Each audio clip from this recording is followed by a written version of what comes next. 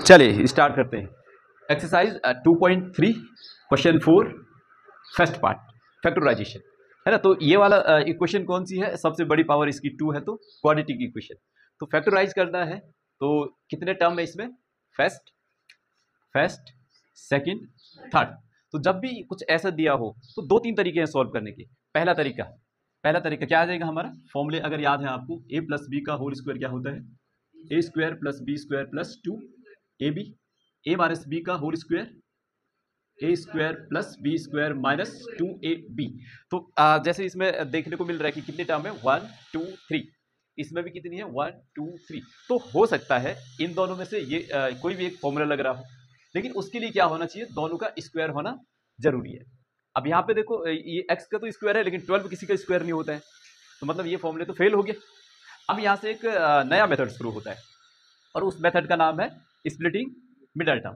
तो वो करते हैं थोड़ा अच्छे से, है ना।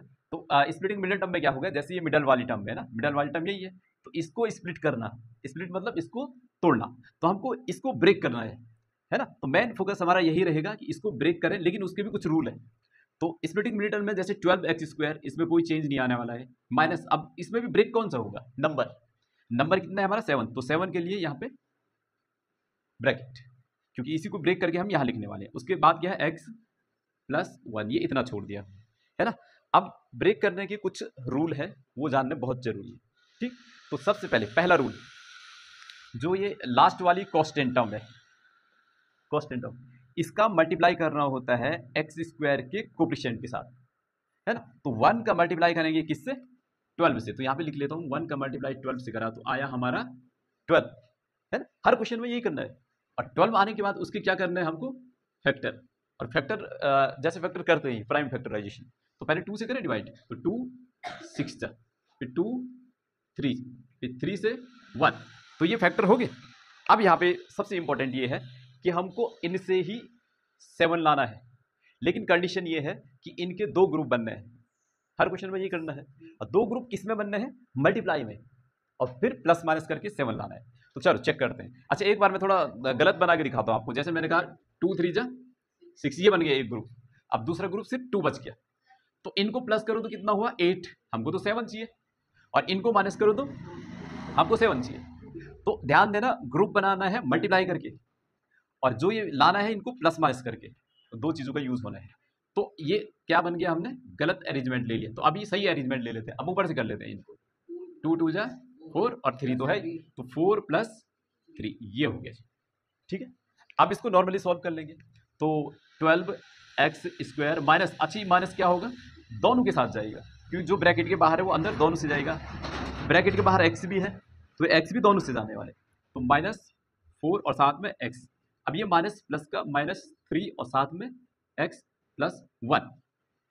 अब क्या लाना है, इनमें कॉमन लेना है। अच्छा अगर आता है तो ठीक है, नहीं तो एक लॉन्ग मेथड में करके दिखाते हैं थोड़ा, है ना।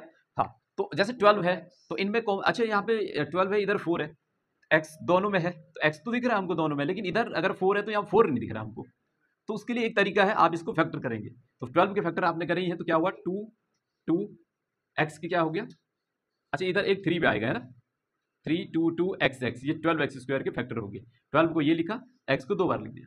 अब ये -4 का क्या लिखेंगे, 2 मल्टीप्लाई 2, और साथ में क्या है x भी है। अच्छा 3 के फैक्टर होते हैं नहीं, तो 3x है ना, और प्लस 1 के फैक्टर नहीं होते। अब क्या करना है, जो दोनों में है उसको कॉमन लेना है। तो पहले इधर देख लेते हैं इन दोनों में। तो देखो, तो इधर 2 दिख रहा है हमको, इधर भी 2 दिख रहा है, इधर फिर से 2 दिखा, इधर फिर से 2 दिखा, है ना। अब दिख गया 4, इधर x दिखा, इधर भी x दिखा। अब जिन पे टिक लगे हैं इनको बाहर ले। तो देखो 2 2 जा 4, तो ये 4 बाहर, साथ में x बाहर। अब बचा क्या इधर, ये रेड वाले बाहर आ गए, बच गया 3 और x, माइनस ये रेड वाले बाहर आ गए, कुछ भी नहीं बचा। तो जब कुछ भी नहीं बचते तो क्या बचता है, 1 बचता है, क्योंकि इसके साथ मल्टीप्लाई 1 कहीं ना कहीं है। अच्छा फिर इंपॉर्टेंट, यहाँ पे काफी इंपॉर्टेंट और हो जाता है, आगे वाला स्टेप करने से पहले आपको एक बार जो आपका आया उसको चेक करना, और साइन चेक करना है। देखो 3x प्लस का 1 माइनस का, और यहाँ पे चेक कर दो 3x माइनस का 1 प्लस का, उल्टा हो गया अभी। तो जब ऐसे उल्टा हो जाता तो क्या करना होता है, हमने माइनस वाला साइन बाहर लेना होता है। तो माइनस वाला बाहर लेके क्या होते हैं, साइन बदल जाते हैं अंदर के, हाँ माइनस का, ठीक। अच्छा, तो अभी इन दोनों में कुछ भी नहीं है कॉमन, 3x में 1 है, तो जब कुछ नहीं है कॉमन तो क्या होता है, 1 होता है। तो बताओ इधर क्या बच गया हमारा, 3x प्लस का हो जाएगा और 1 क्या हो जाएगा इस बार, माइनस का। अच्छा, अब इनमें ये सेम आने चाहिए आपके, ये अगर ये सेम नहीं है तो मतलब गलत है।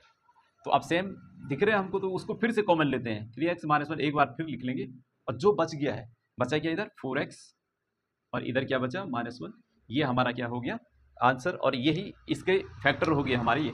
तो ये हुआ स्प्लिटिंग मिडिल टर्म, और ये इसके साथ साथ इसके फैक्टर भी।